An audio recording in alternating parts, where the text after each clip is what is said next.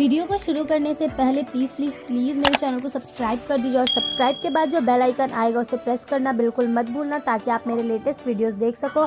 और मेरे वीडियो को प्लीज़ एंड तक देखना।